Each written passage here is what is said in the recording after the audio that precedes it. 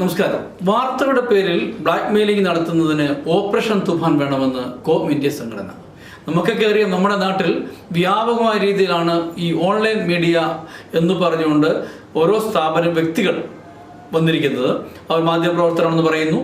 അപ്പോൾ അങ്ങനെ വിശ്വാസയോഗ്യമല്ലാത്ത വാർത്ത അല്ലെങ്കിൽ ആരെയും ബ്ലാക്ക് മെയിലിംഗ് ചെയ്ത വാർത്ത, യാതൊരു വിധമായ ഓഫീസുകളോ മറ്റ് സംവിധാനങ്ങളോ ഇല്ല.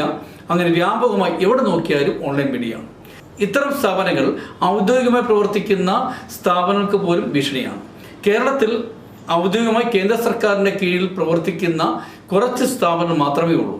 അങ്ങനെ പ്രവർത്തിക്കുന്ന സ്ഥാപനങ്ങളുടെ കൂട്ടായ്മയാണ് com India, confederation of online media India എന്നാണ് അതിൻ്റെ പേര്.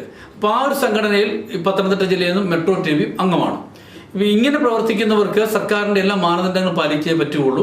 സർക്കാരിൻ്റെ ഔദ്യോഗികമായ അംഗീകാരം ഉള്ളതുമാണ്. എന്നാൽ യാതൊരു അംഗീകാരവുമില്ലാതെ നമുക്കറിയാം, സ്ഥാപനങ്ങളെ, വ്യക്തികൾ എന്നിവരെ ഭീഷണിപ്പെടുത്തിക്കൊണ്ട് ധാരാളം സ്ഥാപനങ്ങൾ പ്രവർത്തിക്കുന്നത്. ഇങ്ങനെ ഈ ഓൺലൈൻ മാധ്യമങ്ങളുടെ ഭീഷണി മൂലം ആത്മഹത്യ ചെയ്തവരും, കൂടാതെ തന്നെ ധാരാളം ദുരന്തങ്ങൾ നേരിടുന്നവരും, തകർന്നുപോയ ബിസിനസ് സ്ഥാപനങ്ങളും ധാരാളമാണ്.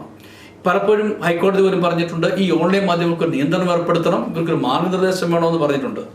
ഈ വാർത്തകൾക്ക് വിശ്വാസ്യത വേണം, അതൊരു സ്ഥാപനം വേണം, അല്ലെങ്കിൽ ആ വിശ്വാസ്യമായ സ്ഥലത്ത് നിന്ന് കിട്ടുന്ന വാർത്തയായിരിക്കണം. ഇതൊന്നുമില്ലാതെ കാണുന്നത് എന്തും വാർത്തയാണെന്നും പറഞ്ഞുകൊണ്ട് ജനങ്ങൾക്ക് മുമ്പിൽ അവതരിപ്പിക്കുകയാണ്. ജനങ്ങൾ ആ അസത്യത്തെ വിശ്വസിച്ചു പോകുന്നു. പിന്നീട് സത്യം അറിയുമ്പോഴും അത് സത്യം ആണോ എന്നുള്ള സംശയത്തിലേക്ക് വരുന്നു. അപ്പോൾ ഇത് വ്യാപകമായ തോതിൽ നമ്മുടെ കേരളത്തിൽ പ്രത്യേകിച്ച് വളരെ വ്യാപകമാണ്. അതുകൊണ്ട് ഇത്തരം സ്ഥാപനങ്ങളെ അമർച്ച ചെയ്യാൻ വേണ്ടി ഓപ്പറേഷൻ തൂഫാൻ വേണം എന്നാണ് ആവശ്യപ്പെടുന്നത്. നമുക്കറിയാം, ഈ മയക്കുമരുന്ന് പോലെ തന്നെ വ്യാപകമായി സമൂഹത്തെ ഇപ്പോൾ കാർന്നു നീങ്ങുന്ന സംഭവമാണ് ഈ ഓൺലൈൻ മാധ്യമങ്ങൾ. അതുകൊണ്ട് തന്നെയാണ് പറഞ്ഞത് ഓപ്പറേഷൻ തൂഫാൻ ഈ കാര്യത്തിൽ വേണമെന്നുള്ള ആവശ്യം സംഘടന മുഖ്യമന്ത്രിയോട് ആവശ്യപ്പെട്ടിട്ടുണ്ട്. കൂടാതെ തന്നെ ആഭ്യന്തര വകുപ്പ് മന്ത്രിയോട് ആവശ്യപ്പെട്ടിട്ടുണ്ട്. ഇനി പോലീസിലേക്ക് ഇതിനുവേണ്ടി ഒരു സംവിധാനം ഏർപ്പെടുത്തണമെന്ന് ആവശ്യപ്പെട്ടിരിക്കുന്നത്. ഇങ്ങനെ ഭീഷണികൾ വന്നാൽ പോലീസിനെ അറിയിക്കുകയും പോലീസിന് നടപടിയിലേക്ക് കടക്കാൻ കഴിയുകയും വേണം.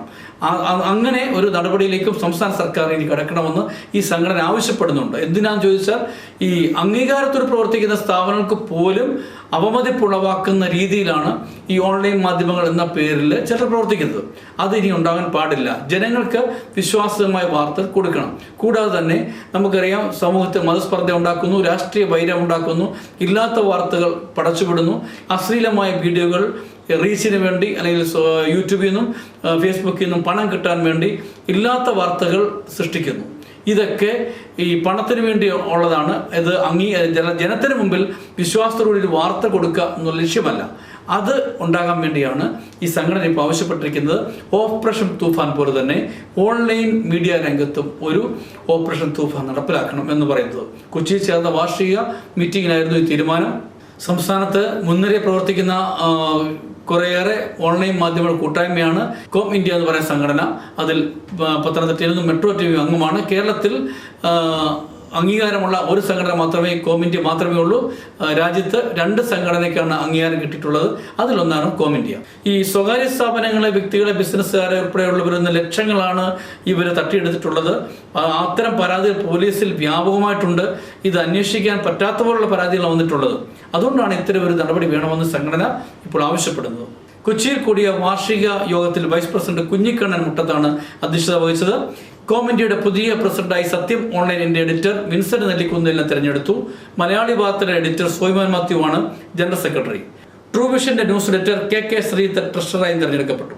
കാസർഗോഡ് വാർത്തയുടെ കുഞ്ഞിക്കണ്ണൻ മുട്ടത്ത്, കേരള ഓൺലൈൻ ന്യൂസിന്റെ കെ ബിജിനു എന്നിവർ വൈസ് പ്രസിഡന്റുമാരും, ഗ്രാമജ്യോതിയുടെ എഡിറ്റർ KR രതീഷ്, മലബാറി ന്യൂസിന്റെ സ്മിത അത്തോളി എന്നിവർ ജോയിന്റ് സെക്രട്ടറിമാരുമാണ്.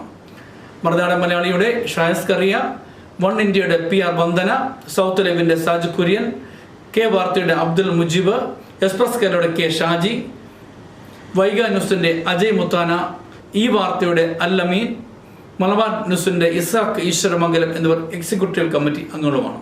സർക്കാരിന്റെ മാനദണ്ഡങ്ങൾ പാലിച്ച് ഔദ്യോഗികമായി പ്രവർത്തിക്കുന്ന പുതിയ സ്ഥാപനങ്ങൾക്ക് മെമ്പർഷിപ്പ് നൽകാൻ സംഘടന തീരുമാനിച്ചിട്ടുണ്ട്. കൂടുതൽ വിവരങ്ങൾക്ക് വേണ്ടി സംഘടനയുടെ വെബ്സൈറ്റിൽ സന്ദർശിച്ചാൽ മതിയാവും. മറ്റൊരു വാർത്തയുമായി വീണ്ടും കാണാം.